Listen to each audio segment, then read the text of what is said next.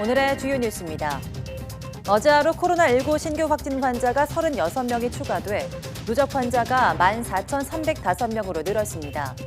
신규 확진자 가운데 해외 유입이 22명, 국내 발생이 14명입니다. 코로나19 관련 사망자는 1명이 추가돼 누적 사망자는 301명으로 늘었습니다.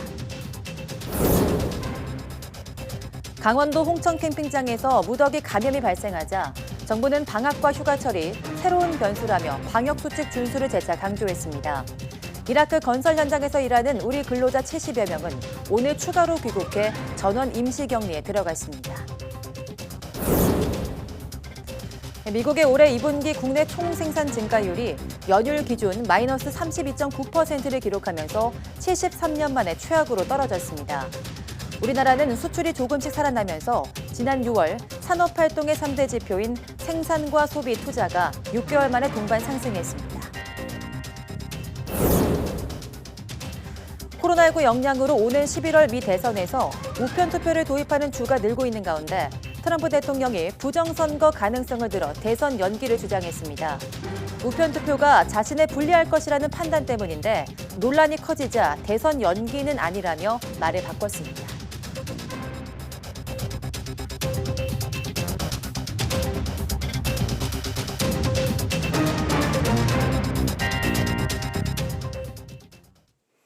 여러분 안녕하십니까? 7월 31일 사이언스 투데이입니다.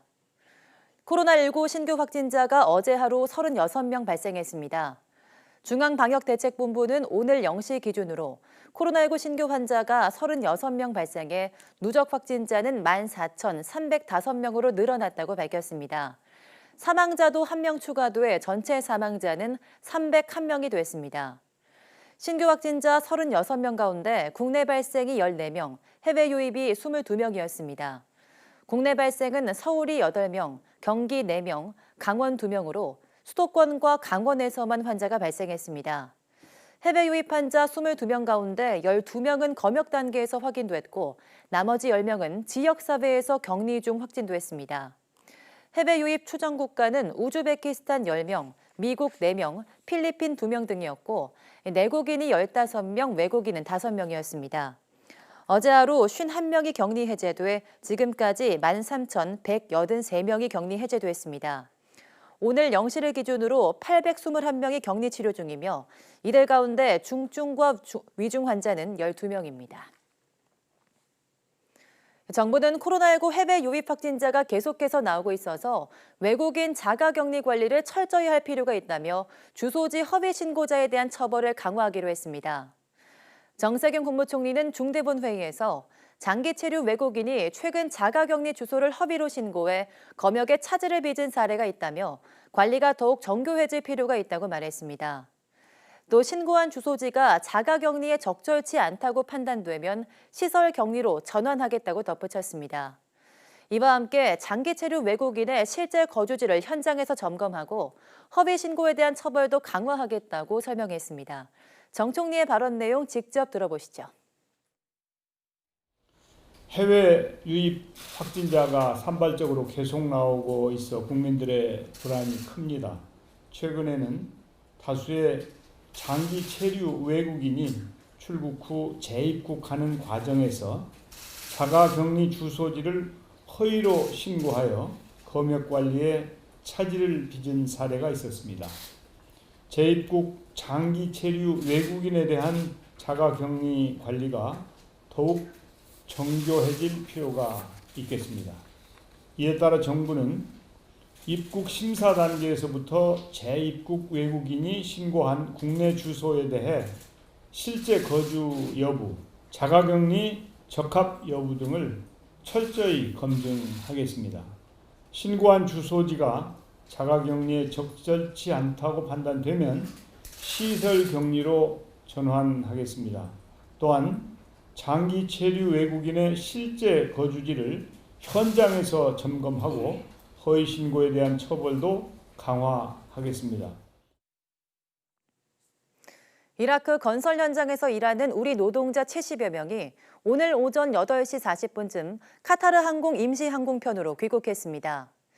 이번에 돌아온 인원은 지난 24일 공군 공중급유기로 293명이 귀국한 뒤 추가로 귀국을 원한 노동자들입니다. 이라크 공항이 다시 문을 열면서 이번엔 기업 차원에서 민간 항공기로 귀국할 수 있게 됐습니다. 공항에 도착한 노동자들은 입국 후 별도 게이트로 입국 검역을 실시한 뒤 코로나19 확진이 아니거나 증상이 없더라도 전원 별도 임시생활시설에서 2주 동안 머무르게 됩니다. 코로나19 사태가 지속하고 있지만 수출이 조금씩 살아나면서 산업활동의 3대 지표인 생산과 소비, 투자가 6개월 만에 동반 상승했습니다. 통계청의 6월 산업활동 동향을 보면 지난달 전 산업 생산은 전달보다 4.2% 증가하며 지난해 12월 이후 6개월 만에 반등했습니다. 소비를 나타내는 소매 판매도 전달보다 2.4% 증가했고 설비 투자도 5.4% 상승해 생산과 소비 투자가 트리플 증가를 나타냈습니다. 또 건설 투자는 0.4% 증가하고 경기 지표인 경기 동행지수 순환 변동치와 선행지수 순환 변동치도 각각 0.2포인트와 0.4포인트씩 오르며 6대 산업지표 역시 6개월 만에 동반 상승했습니다. 특히 수출이 회복 조짐을 보이면서 제조업 수출 출하가 전달보다 9.8% 증가해 지난 1987년 9월 이후 33년 만에 최대폭으로 늘었습니다. 통계청은 주요국의 경제활동 재개로 해외 수출이 늘어난 것이 가장 큰 상승 요인이라며 지난달 감소폭이 큰 데 따른 기저효과도 작용했다고 설명했습니다. 네, 코로나19의 방역의 열쇠는 확진자 동선을 추적해 접촉자를 최대한 빨리 찾아내는 일입니다. 휴대전화 기지국 접속 기록이나 블루투스 통신 기술이 많이 쓰이는데요. 정확도나 효율성이 떨어지는 건 물론 개인정보 유출 우려도 없지 않았습니다. 한 국내 중소업체가 접촉자를 골라내는 정확도를 획기적으로 높이고 개인정보 유출 염려는 크게 줄인 기술을 개발했습니다. 기정훈 기자입니다. 확진자와 밀접 접촉한 사람을 찾기란 그리 쉬운 일이 아닙니다. 휴대전화 기지국 접속 기록으로 찾으면 터무니없이 많은 사람이 나오기 마련이고 대상을 좁혀준다는 블루투스 기술 역시 전파를 쓰기 때문에 확진자가 버스를 탔다면 그 버스를 뒤따르는 다른 버스 승객들까지 접촉자로 간주하기 쉽습니다. 국내 중소업체가 카페 앱 주문 서비스에서 실마리를 찾았습니다. 손님이 카페에 들어서면 앱으로 미리 주문한 커피가 바로 나오는 서비스. 거기 쓰이는 융합 비컨이 열쇠입니다. 위치를 알려주는 장치인 비컨은 대개 전파만 사용하지만 초음파까지 사용하는 융합 비컨은 유리 벽 밖에 서 있는 손님과 안에 들어온 손님을 구별할 수 있습니다. 이 같은 기술로 검사할 필요 없는 가짜 접촉자를 획기적으로 줄일 수 있다는 겁니다. GPS가 도달할 수 없는 실내 공간에서의 위치값을 가지고 저희가 다양한 서비스를 하고 있었는데요. 코로나가 터지면서 감염자가 같은 동선에 있었던 접촉자들을 선별할 때 저희 기술이 활용될 수 있을 것이라고 생각했습니다. 선별진료소에서 의사가 확진 판정을 앱에 입력하면 실제 접촉한 사람들 앱에 확진자 접촉 사실이 자동으로 통보됩니다. 모든 것을 앱 설치 정보만으로 운영해 휴대전화 기지국 방식이나 QR코드 방식에 비해 개인정보 유출 우려도 크게 줄일 수 있습니다. 서버에 어떠한 개인정보도 보관하지 않고 확진자와 접촉한 사람에게 접촉 사실을 통보해 줄 수 있는 시스템이기 때문에 개인정보 유출에 대한 걱정은 없다고 생각합니다. 다만 국민 모두 앱을 설치해야 한다는 게 장애물. 그러나 입국자들이 모두 자가격리 앱을 설치하는 사례도 있고 코로나와의 공존 방법이 모색되고 있는 만큼 검토해볼 가치는 충분해 보입니다. YTN 기정훈입니다. 암과 같은 난치성 질환을 진단하고 표적 치료하는데 나노입자가 활용되고 있습니다. 그래서 나노입자의 안전성을 검증하는 게 중요한데요. 국내 연구진이 자체 개발한 초분광 광유도력 현미경을 이용해서 나노입자의 독성과 특성을 영상으로 분석하는 방법을 고안해냈습니다. 이정우 기자입니다. 나노입자는 표면적이 넓어 반응이 빠르고 아주 작아 인체에 쉽게 유입되는 게 장점입니다. 이 때문에 암세포 치료 등의 나노입자를 활용한 표적 치료가 널리 쓰이고 있습니다. 그러나 나노입자는 크기와 구조, 표면 처리 상태에 따라 독성의 차이가 발생하는 게 문제입니다. 국내 연구진이 자체 개발한 초분광 광유도력 현미경을 활용해 이를 해결했습니다. 현미경 렌즈 대신 미세 탐침으로 불리는 새로운 장치를 시료 근처에 설치하고 레이저 빛을 탐침에 쪼이는 방식으로 나노 입자의 특성을 분석했다고 밝혔습니다. 이 기술은 기존에 사용되었던 적외선 분광법을 뛰어넘어서 탐침을 이용하여 나노 영역에서 다양한 물질들을 분간해내는 방법입니다. 모험빛이 시료와 상호작용해 탐침의 미세한 힘, 즉 광유도력을 발생시키는데 이를 이미지로 측정해 나노입자의 특성을 진단하는 원리입니다. 연구팀은 이 방식으로 금 나노입자에 폴리에틸렌 글리콜 분자를 결합한 나노입자, 산화철 입자에 폴리머 입자를 결합한 나노입자의 특성을 분석했습니다. 나노입자의 생체 안정성 측면에서 개별 나노입자 수준의 정밀 분석은 꼭 필요했던 일인데 우리의 측정 기술로 기존 기술의 한계를 극복할 수 있게 되어 의의가 큽니다. 이번 연구 결과는 세계적 물리화학지 피지컬 케미스트리 레터스에 실려 우수성을 인정받았습니다. YTN 이정호입니다. 지난 21일 발사된 우리 군의 첫 전용 통신 위성인 아나시스 2호가 임무 궤도에 안착했습니다. 방위사업청은 우리 시각으로 오늘 아침 7시 11분쯤 아나시스 2호가 고도 36,000km의 정지 궤도에 안착했다고 밝혔습니다. 아나시스 2호는 앞으로 4주가량 위성 중계기 동작 제어 등 성능 시험을 거친 뒤 오는 10월쯤 우리 군에 인도될 예정입니다. 아나시스 2호는 기존 민군 공용통신 위성인 무궁화 5호보다 정보 처리 속도가 2배 이상 빠르고 문자와 음성 영상 정보를 반경 6,000km까지 전송할 수 있습니다. 또 주고받는 통신 정보는 암호화이고 초당 5,000번 이상 주파수를 바꿔서 도청과 전파 방해에도 안전한 것으로 전해졌습니다.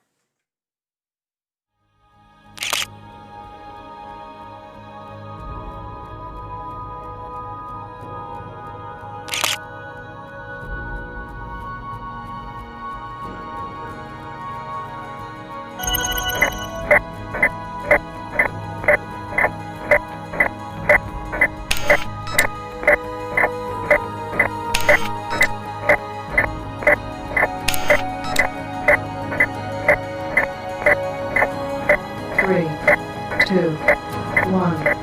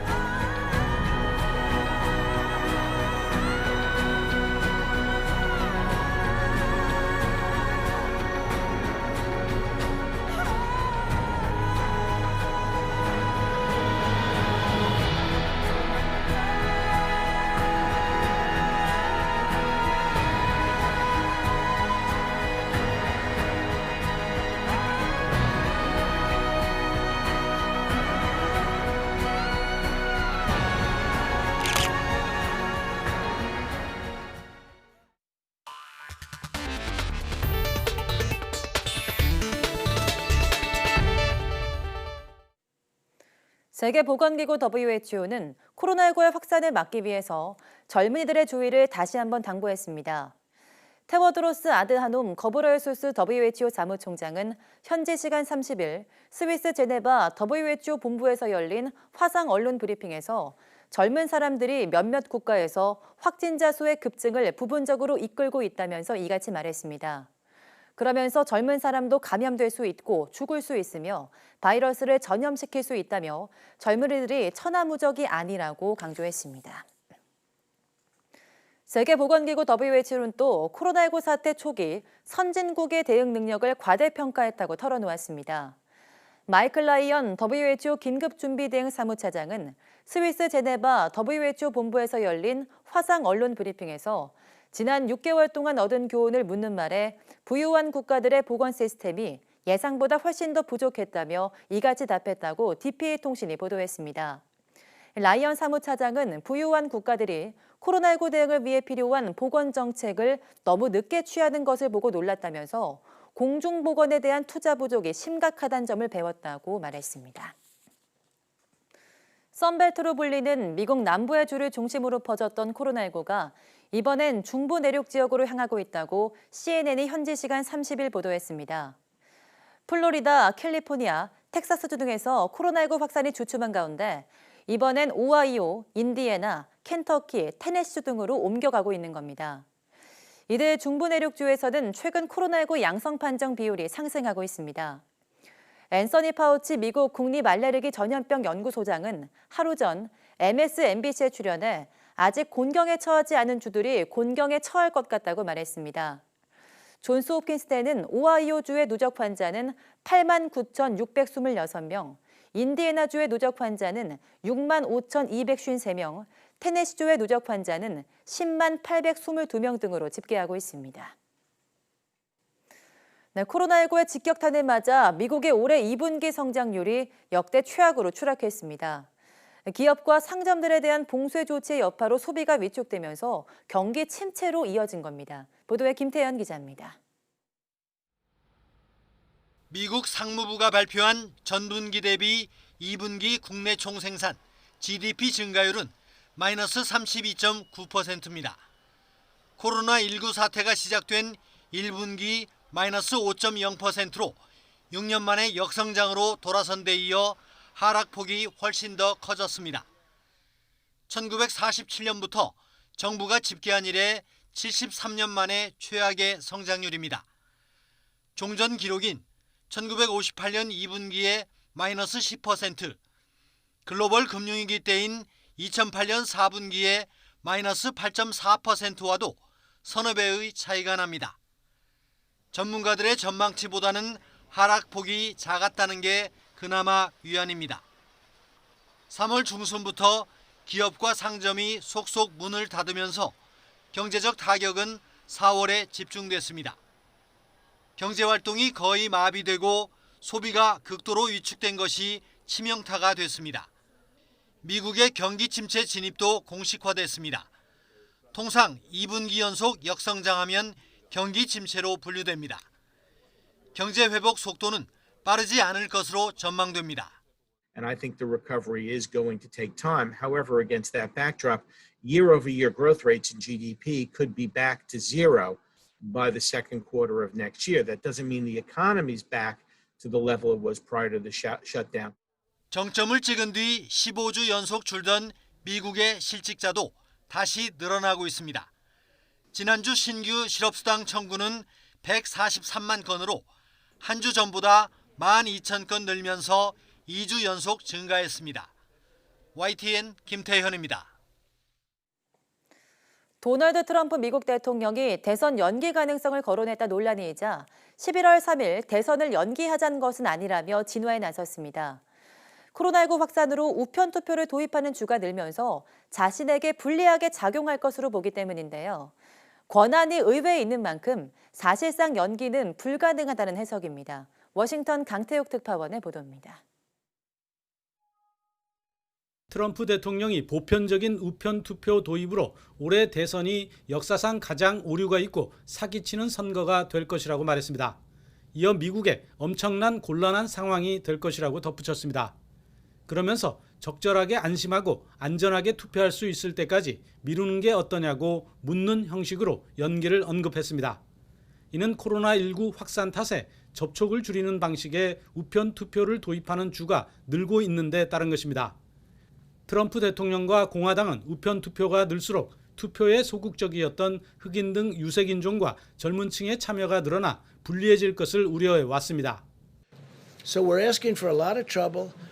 And no, do I want to see a date change? No, but I don't want to see a crooked election. This election will be the most rigged election in history if that happens. 야당인 민주당은 대선 패배 두려움에 따른 돌발 제안이라고 맹공격하며 대선 날짜 변경 불가 입장을 못 박았습니다. 특히 사실상 민주당 대선 후보인 바이든 전 부통령이 지난 4월 트럼프 대통령이 부정했지만 분명히 연기 시도를 할 것이라고 한 언급을 다시 부각했습니다. 미국 언론은 대선 연기에 대한 법적 권한은 대통령이 아니라 의회에 있다며 현실화 가능성이 희박하다고 전했습니다. These things are prescribed in law. So first and foremost, it cannot be emphasized enough that the president simply can't do this. CNN은 우편 투표가 사기로 귀결된다는 어떤 증거도 없으며 역사적으로 대규모 부정선거로 이어진 적도 없었다고 지적했습니다. 워싱턴 포스트는 최악의 경제 실적 발표라는 악재를 덮으면서 불안감을 조장해 지지층을 결집하려는 의도로 보인다고 분석했습니다. 워싱턴에서 YTN 강태욱입니다. 도널드 트럼프 미국 대통령이 코로나19 완치자들에 대해서 혈장 기부를 촉구하고 나섰습니다. 트럼프 대통령은 현지 시간 30일 미국 적십자 본부를 방문한 자리에서 바이러스에 감염된 이들이 더 빨리 낫도록 완치자들이 지역의 혈행은행에 혈장을 기부할 것을 촉구했다고 블룸버그 통신이 보도했습니다.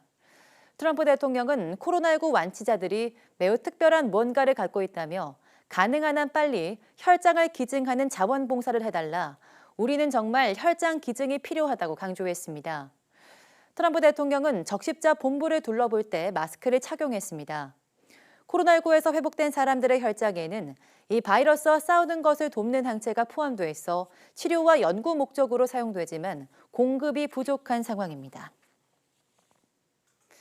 미국 제약사 존슨앤존슨이 1회 접종으로 면역력을 가질 수 있는 코로나19 백신 후보에 대해서 인체 안전성 시험을 시작했다고 로이터 통신 등이 보도했습니다.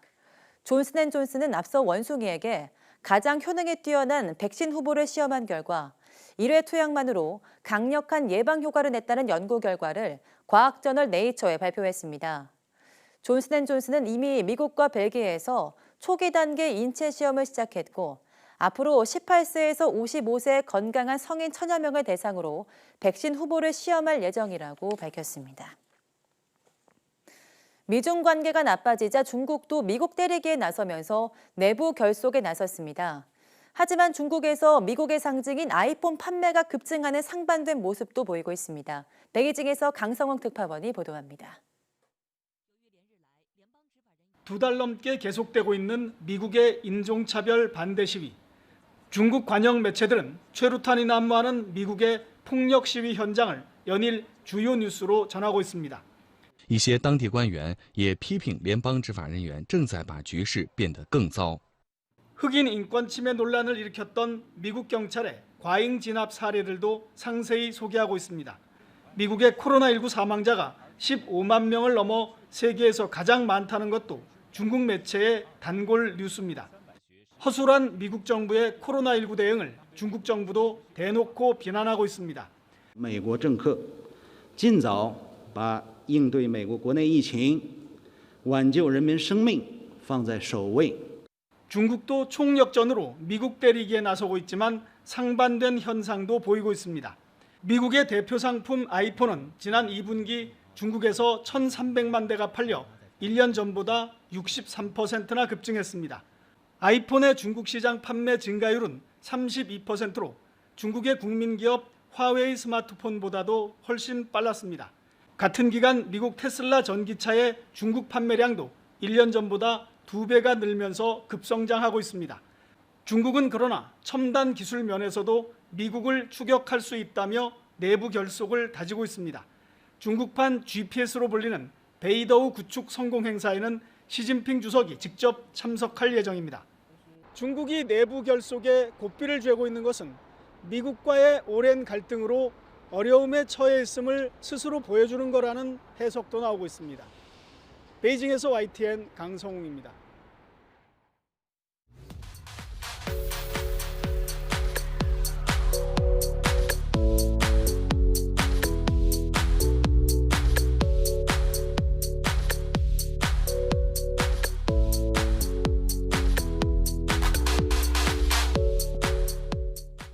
과학기술이 발전하면서 DNA 감식 같은 첨단 수사 기법이 사건 해결의 핵심으로 자리 잡았습니다.